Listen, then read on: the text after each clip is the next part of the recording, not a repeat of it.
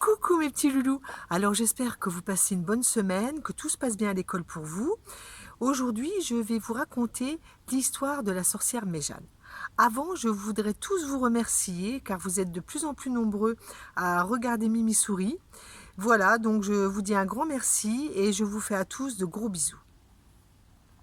Il était une fois une ravissante jeune fille qui s'appelait Isobel. Cependant, elle était très timide et elle passait ses journées enfermée dans sa chambre. Oh, elle ne s'y ennuyait pas du tout, car cette dernière adorait inventer des potions magiques. Mais parfois, elle se sentait quand même bien seule. Elle avait installé, au beau milieu de sa chambre, tout un matériel de magie. Un gros chaudron avec une grande table, et dessus y étaient disposés toutes sortes d'ingrédients, plus dégoûtants les uns que les autres, dans de gros bocaux en verre. Cela faisait des jours qu'Isobel cherchait une formule magique pour faire apparaître un prince charmant, qu'elle imaginait déjà très beau. Le jour d'Halloween, elle pensa que c'était le bon moment pour faire de la magie. C'est pourquoi elle fabriqua une bien étrange potion.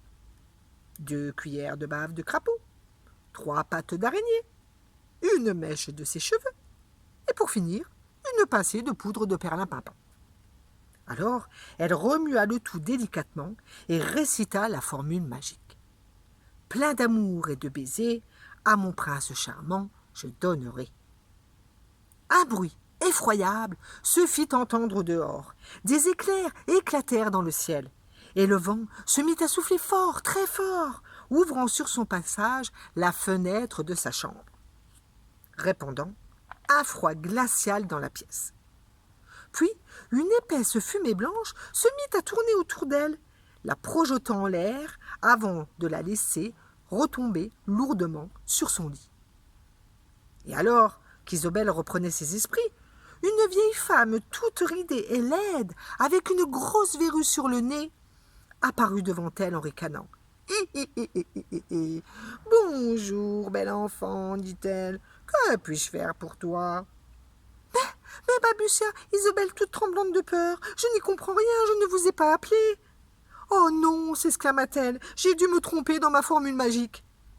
En effet, lui répondit la vieille femme, et là tu vois, je crois que tu as un gros problème. Vous pouvez peut-être m'aider lui demanda Isobel pleine d'espoir. Je peux tout faire, ma petite, lui répondit-elle. Je suis la sorcière Méjane, la plus vieille sorcière qu'il existe sur cette terre, et surtout la plus puissante. Je vais te dire ce qui s'est passé.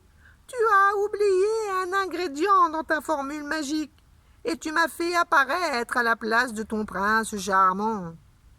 Mais quelle idiote je suis, s'exclama Isobel. Puis-je vous demander quel est cet ingrédient si important que j'ai oublié?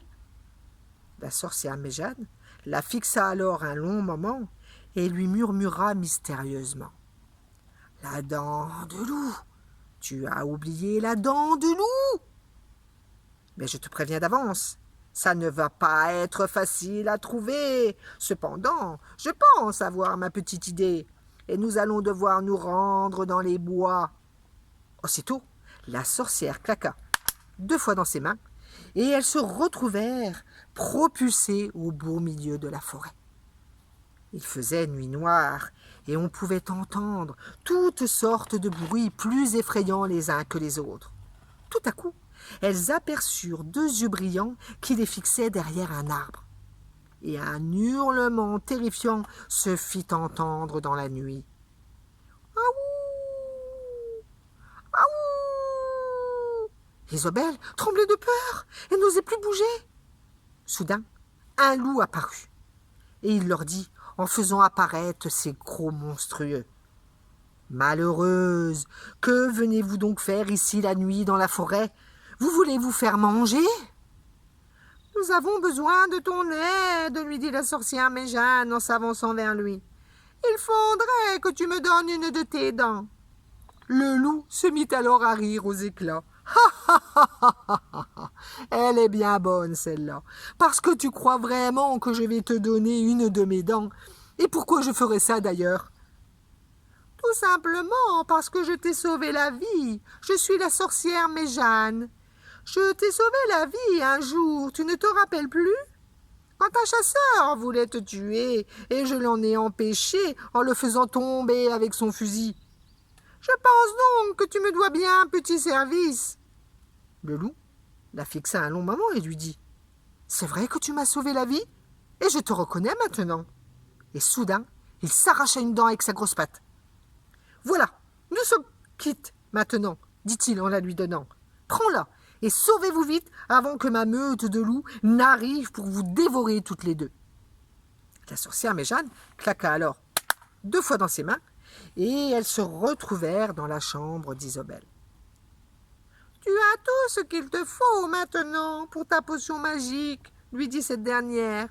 Mais n'oublie pas d'y mettre la dent de loup. » Et elle disparut aussi vite qu'elle n'était apparue.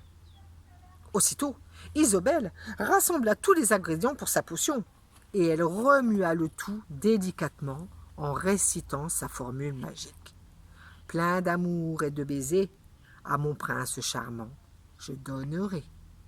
Alors, la fenêtre de sa chambre s'ouvrit en grand et un vent terrible se mit à souffler dans la pièce, balayant tous les meubles qui s'y trouvaient. Puis apparut devant Isobel un prince charmant, aussi beau qu'elle l'avait imaginé dans ses rêves. Depuis ce jour, grâce à la sorcière Méjeanne et à la dent de loup, Isobel ne fut plus jamais seule. Voilà mes petits loulous, j'espère que l'histoire de la sorcière Méjeanne vous a plu. Je vous donne rendez-vous la prochaine fois dans Mimi Souris et je vous fais de gros bisous. Et comme d'habitude, pas de bêtises.